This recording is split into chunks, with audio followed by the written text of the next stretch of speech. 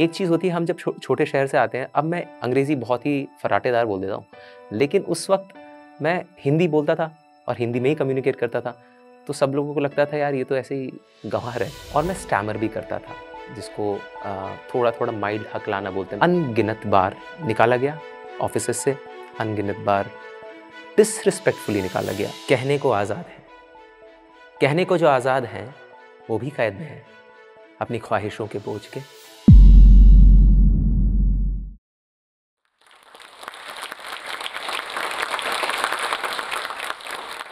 चांदनी रात थी, चांदनी रात थी, दौड़ रहा था सोने का घोड़ा। तबड़क, तबड़क। चांदनी रात थी, दौड़ रहा था सोने का घोड़ा। बिन सिर पैर की शायरी सुन, वो बजा रहा है ज़ोर-ज़ोर से ढिंढोरा। This is the shayari from Mirzapur 3। एक सीन था जो उस मेरे ट्रैक का सबसे आखिरी सीन था। पेनल्टीमेट सीन जिसे बोलते हैं, आखिरी से एक सीन पहले। और जब मैं खड़ा होता हूँ जेल में और जेल में लोग रिहा हो रहे होते हैं और मैं शायरी पढ़ता हूँ उनके सामने और कई लोगों का ये पूछना था कि उसमें टीका क्यों लगाया हुआ है? तो टीका इसलिए लगाया हुआ है रहीम को क्योंकि जब कैदी रिहा हो रहे होते हैं तो जेल प्रशासन उनको टीका लगा के अच्छी तरह से विदा करना चाहता है। तो कुछ लोग वहाँ नाच रहे होते हैं स्टेज पे, कुछ लोग बजा रहे होते हैं, मैं जाता हूँ, शायरी बोलता हूँ और वो शायरी सच में दिल से महसूस की हुई शायरी थी रहीम की और उस शायरी के पीछे कुछ और भी छुपा था। बस वापस ना मिले हम, ना तुम हमें यहाँ मिलो, ना हम तुम्हें वहाँ मिलें। क्योंकि इसके बाद जो सीन होता है, जब रहीम रहीम जॉन विक बन जाता है और एक किरदार का खात्मा कर देता है, उसका ये एक प्रिपरेशन सीन था और ऐसा लग रहा था कि अब ये बंदा रहीम शायद वापस रमाकांत से नहीं मिलेगा, रमाकांत रहीम से नहीं मिलेगा, लाला किसी से नहीं मिलेगा और जो लोग जेल छोड़ के जा रहे हैं, वो रहीम को शायद वापस नहीं देख पाएँगे। तो वो सारी चीज़ें भरी थी, शायद मैं रहीम अपने माँ-बाप से नहीं मिलूँगा, जिनके लिए पैसे जुटाने के लिए मैंने जो किया, वो किया उसके बाद। तो वो शायरी बड़ी लोडेड शायरी थी। उसके बाद लाला का खून होता है, लाला प्लेड बाय अनिल जॉर्ज और वो खून दरअसल मुझे क्या है खून से बहुत डर लगता है, बहुत ज़्यादा। मैं बहुत डरता हूँ खून से। तो जब वो खून असलियत में भी छींटा जा रहा था सीन फ़िल्माने के दौरान, तो मुझे बहुत डर लग रहा था। मुझे ऐसा लग रहा था कि आह, मैं कैसे झेलूँ इसको? मुझे बहुत सारी चीज़ें जब मुझे चोट-वोट लगती थी तो खून निकलता था, मुझे डर लगता था, मेरे माँ-बाप को डर लगता था, वो सारी चीज़ें लौट-लौट के आ रही थी। तो मुझे अपने उन सारी चीज़ों को बहुत कंट्रोल करना पड़ा उस वक़्त, वो सीन परफ़ॉर्म करते वक़्त। और मैंने वो सीन परफ़ॉर्म किया और मैंने आप देखेंगे उस सीन को तो मैंने लाला को बड़े रिस्पेक्टफुली नींद में सुला दिया उस सीन में। मैं उसको उनको पीछे रखता हूँ और उसके बाद सरेंडर कर देता हूँ। उस सीन की एक स्टोरी है, जो हुई उस दिन सेट पे, वो सेट का आखिरी सीन था और आखिरी सीन अमूमन आप लोग जो लोग फ़िल्म बनाने से नहीं जुड़े हुए हैं, सिर्फ़ देखने से जुड़े हुए हैं, उनको लिए मैं बता दूँ कि सेट बड़ा ही एक वॉर ज़ोन होता है। एक बार पहली गोली चल जाती है वॉर में, उसके बाद सारी प्लानिंग फ़ेल हो जाती है, उसके बाद सिर्फ़ और सिर्फ़ वॉर में टारगेट्स कंप्लीट करने होते हैं। तो वो आखिरी सीन था, तो सेट की एनर्जी थोड़ी-सी अम, कहा जाए कि हड़बड़ाई हुई सी थी, लेकिन मुझे अपना उस पूरे बवंडर के बीच में अपना काम मेंटेन करके रखना था। तो वो मेरा जॉब था, प्राइमरी जॉब था उस वक़्त और मैंने वो किया, सीन अच्छा-सा निकल के आया और आप लोगों को बहुत पसंद आया। मैं बहुत खुश हूँ और अभी भी मुस्कुरा रहा हूँ। नमस्कार, मेरा नाम पल्लव सिंह है। मैं ईस्टर्न उत्तर प्रदेश के एक ज़िले गाज़ीपुर से बिलॉन्ग करता हूँ। मेरे माँ-बाप का गाँव वहाँ पर है। मेरे जन्म से पहले वो कोटा आ गए क्योंकि पिताजी को नौकरी मिल गई थी, अलग-अलग जगह भटकने के बाद कोटा में, तो मेरा मेरा जन्म वहाँ पे हो गया और मेरी पूरी स्कूलिंग, मेरी पूरी एजुकेशन और थिएटर से शुरुआत कोटा में हुई और कोटा के बाद मैं पढ़ने गया इंजीनियरिंग क्योंकि कोटा में बोलते हैं कि जिसका कोई नहीं होता उसका भगवान होता है। कोटा में आपका कोई एम नहीं होता तो आपके पास इंजीनियरिंग होती है। तो मैं बह गया और मैं इंजीनियरिंग कॉलेज में पहुँच गया मणिपाल इंस्टीट्यूट ऑफ टेक्नोलॉजी जो कि कर्नाटका में उडुपी के पास है और वहाँ पे गया तो वहाँ से मेरा थिएटर से जो जुड़ाव था वो जारी रहा क्योंकि एक बहुत छोटे शहर से जब आप निकल के एक बहुत कॉस्मोपॉलिटन से इंस्टीट्यूट में जाते हो, जहाँ अलग-अलग प्रांतों से, अलग-अलग देश से, ओमान से, बहरीन से, दुबई से लोग आते हैं, तो आप बहुत छोटा महसूस करते हो अपने आप को कि इन लोगों ने हमने तो क्रिकेट देखकर सचिन के लिए प्रेयर किया है और इन लोगों ने चेल्सी, आर्सेनल, यो मैन हर चीज़ देखी है। तो आप कैसे अपने आप को वहाँ पर मेंटेन रखोगे? अपनी आइडेंटिटी को कैसे बना के रखोगे बनाओगे और उसको निखारोगे। तो मणिपाल में इसलिए थिएटर एक ऐसा सहारा मिला कि हाँ, इंजीनियरिंग तो सब कर रहे हैं, ये चीज़ शायद मैं करके इन लोगों को दिखा पाऊँ कि अगर इस भीड़ में अगर पल्लव सिंह नहीं भी होगा तो कोई फ़र्क नहीं पड़ेगा, ऐसा नहीं होना चाहिए। उसकी भी अपनी एक जगह है।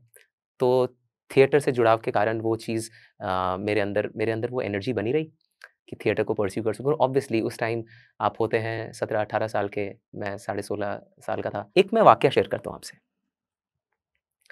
मैं बहुत अंडर कॉन्फिडेंट लड़का था। क्योंकि डेफ़िनेटली एक बड़े शहर में जाते हो तो आपको लगता है कि जैसे fish out of the pond एक इंग्लिश में बोलते हैं। तो एक मछली को निकाल दिया जाए जब पानी से, तो उसको ज़मीन के जो जीव-जंतु हैं उसको अजीब से लगता है ना, ये कौन है?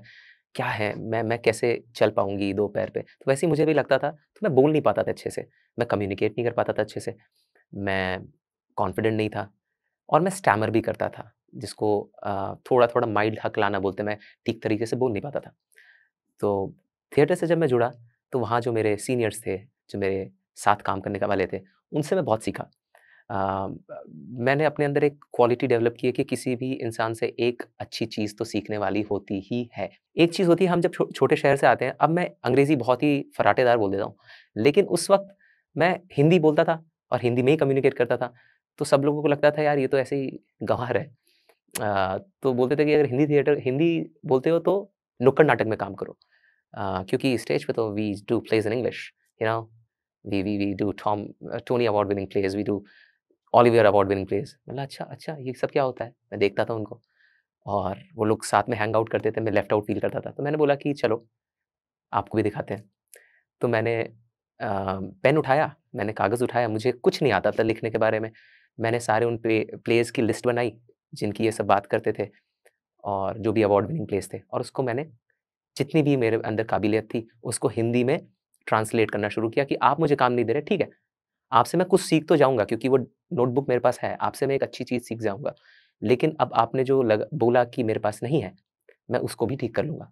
तो मैं प्लेज़ को हिंदी, और मैं हिंदी प्लेज़ को भी उतना ही चार्मिंग, उतना ही अट्रैक्टिव, उतना ही करने का मन करने वाला बनाने वाला, उतना ही बैंकेबल, उसके टिकट बिके, बनाने की कोशिश में लग गया था। मैं 8 से साढ़े 5 इंजीनियरिंग पढ़ता था। तो ये सारी चीज़ें सीख गए, तो अपने आप सारी चीज़ें बाय प्रोडक्ट की तरह होने लग गई। लोग जानने भी लग गए और अच्छा भी लगने लग गया और मेरी नौकरी भी लग गई, एक बड़े कॉर्पोरेशन के साथ।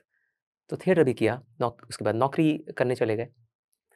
और आप देखेंगे, अब मैंने आपको कहा था कि मैं बोल नहीं पाता था, हकलाता था, ये होता था। 4 साल के अंत तक वो भी ऐसे, जैसे कपूर होता है ना, इवैपोरेट हो जाता है, धुआँ बन जाता है। तो वो बीमारियाँ और वो सारी जो चीज़ें मेरे अंदर की इनसिक्योरिटी थी, अम, कॉन्फिडेंस की कमी थी, आइडेंटिटी लेसनेस थी, सब धीरे-धीरे गायब हो गई, क्योंकि आपको वो वो आँख दिख गई जिसके पीछे आप जा रहे हो। जो जितना आप पास जाओगे उतना दूर चली जाएगी, क्योंकि life is an unfinished project. After all कुछ चीज़ें छूट जाएँगी। यू चूज़ कि आपको क्या नहीं छोड़ना। तो मैंने चूज़ किया कि मुझे क्या नहीं छोड़ना। मैंने कॉर्पोरेशन के साथ काम किया, लेकिन वो काम करने में मुझे मज़ा नहीं आ रहा था। मुझे था कि इट इज़ वन शॉट, एक इंग्लिश में वर्ड है YOLO, you live only once. So मैंने सोचा चलो, you live only once, there is a line in a Yamma Yamma ये खूबसूरत समा, बस आज की रात है ज़िंदगी, कल हम कहाँ तुम कहाँ। तो लगा यार जब ऐसा ही हो जाएगा तो चलो वही करते हैं जो करने में मज़ा आने लगा है। तो उस टाइम मैं स्टीव जॉब्स, जो एप्पल के मालिक हैं, उसकी उनकी किताब पढ़ रहा था, स्टे हंग्री स्टे फूलिश। तो हंग्री का मतलब तो मुझे समझ में आ गया था।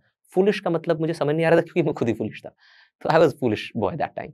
तो मुझे लगा कि चलो, uh, take a foolish decision, because luck foolish लोगों को की हेल्प करता है, नाइव लोगों की, इनोसेंट लोगों की, भोले लोगों की हेल्प करता है जो काम कर रहे होते हैं। तो मैंने बोला चलो नौकरी छोड़ो, चलो, कहाँ चलना है? नहीं पता, देखते हैं, चलो। तो इट्स लाइक मैं राजस्थान, कोटा जैसे आपको बताया, तो राजस्थान में वो बंजारे जैसे कैमल से जा रहे होते हैं, दूर कुछ दिख नहीं रहा होता, लेकिन पहुँच जाते हैं कहीं। तो मैंने नेशनल स्कूल ऑफ ड्रामा का एंट्रेंस दिया, और national school of drama was kind enough, क्योंकि वो बहुत ही बड़ा इंस्टीट्यूशन है।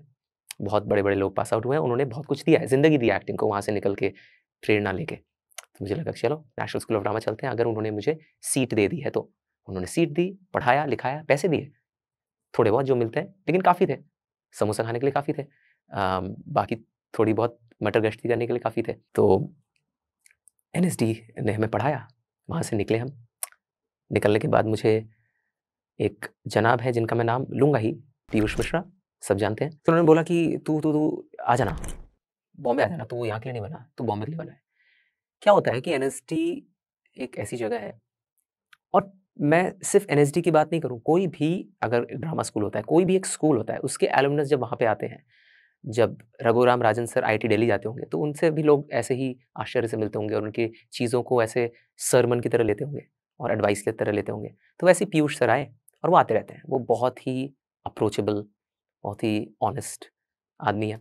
तो उन्होंने कुछ देखा होगा अंदर और उनके मुँह से निकल गया कि तू यहाँ के लिए नहीं बना, तू बॉम्बे के लिए बना। एक नीम का पेड़ है एनएसडी में, आप लोग जो भी जाएँ मेरे साथ चलिएगा, मैं आपको दिखाऊँगा। तो नीम के पेड़ के नीचे वो ऐसा है, तू आ जाना, तू अपना नंबर दे दे। उन्होंने मेरा नंबर दिया। ये तो उनका बड़प्पन है। और मैं आया, उन्होंने प्ले में काम दे दिया। एक डायलॉग था, एक डायलॉग मैं बोलता था खुशी-खुशी। इतने बड़े शहर में मुझे बुला के कोई एक डायलॉग भी दे रहा है, मेरा कौन वहाँ बैठा है? मेरा कोई नहीं है बॉम्बे में, मेरा कोई भी नहीं है। मेरे पीछे कोई पैसा लगाने वाला नहीं था, कोई घर देने वाला नहीं था। इनफैक्ट घर लेने गया था तो ब्रोकर ने ठग लिया था, पैसे लेके गायब हो गया था। तो कोई भी नहीं था, कोई भी नहीं, कोई भी नहीं। एक बंदा, बंदा क्या मेरे से बड़े सीनियर, अगर उन्होंने मुझे बोला कि तू आ जा और एक डायलॉग भी दिया, भाई मैं सर झुका के करूँगा आपका काम। और उन्होंने ये भी बोला था कि तू वापस नहीं जाएगा पैसे की कमी के कारण, मैं हूँ। मुझे उनसे 1 भी रुपए लेने की ज़रूरत नहीं पड़ी, थैंकफुली। लेकिन उनका ये कहना ही बहुत पावरफुल है। कोई तो कह रहा है, कोई एक इंसान ही कह रहा है, तो बहुत बल देता है। ऐसे लोग हम भी बन पाएँ, आप, मैं, हम सब बन पाएँ किसी के लिए।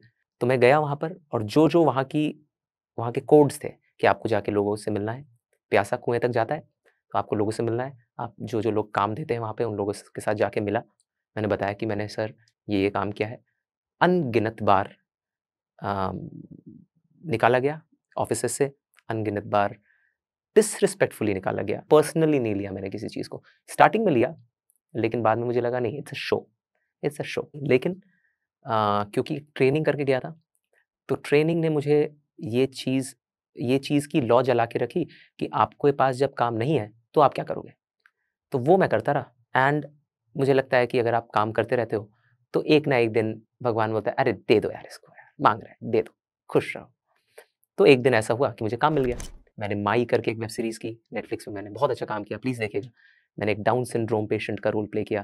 मुझे बहुत अच्छा लगा बिकॉज़ मैं हूँ नहीं, मैं थैंकफुली एक सेन माइंड का हूँ। अगर आप लोग यकीन करते हैं कि मैं पागल नहीं हूँ, अगर नहीं यकीन करते तो वो भी ठीक है। फिर ताज डिवाइडेड बाय ब्लड ज़ी5 पे एक सीरीज़ है। उसमें मैंने दूसरी सेक्सुअलिटी का इंसान प्ले किया, जो कि मेरी सेक्सुअलिटी से अलग है। I am a heterosexual male. मैंने वो प्ले किया, मैंने उसकी तरफ कदम बढ़ाए, मुझे उससे बहुत सीखने को मिला। कुछ लोगों ने वो देखा, कुछ लोगों ने नहीं देखा, बहुत कम लोगों के मैसेज आए। लेकिन अगेन जो मैंने आपको बोला, आप सब जानते हैं कि अगर काम नहीं है या फिर कम सराहा जा रहा है, फिर भी आपको क्या करना है? काम करना है। अगेन, तो मैं वापस करता रहा। फिर एक दिन एक ऑडिशन आया, मिर्ज़ापुर 3 का था। बहुत आप जैसे बहुत ही टैलेंटेड एक्टर्स जो वहाँ पे हैं, जो बहुत अच्छे दिखते हैं और बहुत लकी भी हैं, लेकिन उस दिन मेरे ऊपर लक मेहरबान था, मुझे मिल गया ऑडिशन। मैंने वो रोल कर दिया। अब आप देखेंगे, अगर आप सेट पे जाते हैं, तो आपको एक लाइन दी जाती है, आप वो लाइन बोलते हैं। I will just credit the writer, क्योंकि आपने मुझे बुलाया कि आपसे रूबरू हूँ, तो वो मिर्ज़ापुर 3 देख के मुझे बुलाया और मैं बाकी काम की बात कर पा रहा हूँ। तो मैं एक बार, जिसलिए आप लोगों ने मुझे बुलाया मिर्ज़ापुर 3 देखकर, तो मैं उनके राइटर्स को क्रेडिट कर देता हूँ। आशीष मिश्रा ने वो शायरियाँ लिखी और जो सीज़न लिखा था, वो लिखा था अविनाश तोमर, अविनाश सिंह, अपूर्व धर एंड विजय नारायण वर्मा। मुझे काबिल समझा गया कि मैं वो रोल को अदा करूँ। मैं गया, मैंने स्क्रिप्ट पढ़ी, मैंने तैयारी की जितना भी मैं जानता था अपनी काबिलियत में, और मैंने वो डिलीवर किया। नाउ यू सी कि मेरा काम खत्म हो जाता है, मुझे पैसे मिले, एक्सेल एंटरटेनमेंट ने मुझे पैसे दिए, मैं घर लेके आया, मेरा घर चला। मैं मैं भूलते-भूलते भूल गया बिकॉज़ वापस लाइफ़ के अपने तरीके होते हैं। अगले दिन फिर एक जर्नी पे जाना है, एक बैटल पे जाना है या फिर एक व्हाटएवर जिस पे भी जाना है। तो मैं उसमें लग गया, सीरीज़ रिलीज़ हुई, आप लोगों ने इतनी मोहब्बत दी, इतनी मोहब्बत। तो आप लोगों ने मुझे प्यार दिया, सराहना दी, एडमिरेशन दिया, लव दिया। उसकी बदौलत मेरी 1-2 फ़िल्में और आ रही हैं।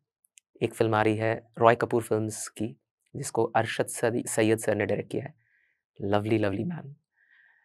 और एक फ़िल्म आ रही है टाइगर बेबी फ़िल्म्स की, जो कि एक टोरंटो इंटरनेशनल फ़िल्म फेस्टिवल होता है, वहाँ पे भी जा रही है। और उसका नाम है सुपर बॉयज़ ऑफ मालेगाँव। एक डॉक्यूमेंट्री आई थी सुपरमैन ऑफ मालेगाँव, उससे फ़िक्शनली इंस्पायर्ड है। वरुण ग्रोवर सर ने लिखा है। He is a very important writer of our times.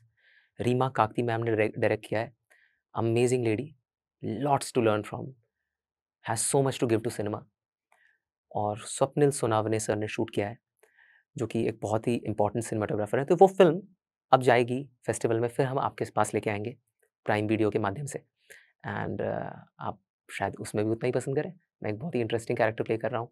और अब आप लोग ऐसे ही प्यार दिखाते रहें, तो जो मेकर्स होंगे उनको लगेगा कि यार इसको तो प्यार मिल रहा है और इस पे ट्रस्ट है, और मैं उस ट्रस्ट को उतना ही ऑनेस्टली शोल्डर करूँगा और मैं बहुत सारे अच्छी फ़िल्म और अच्छा सिनेमा देखूँगा।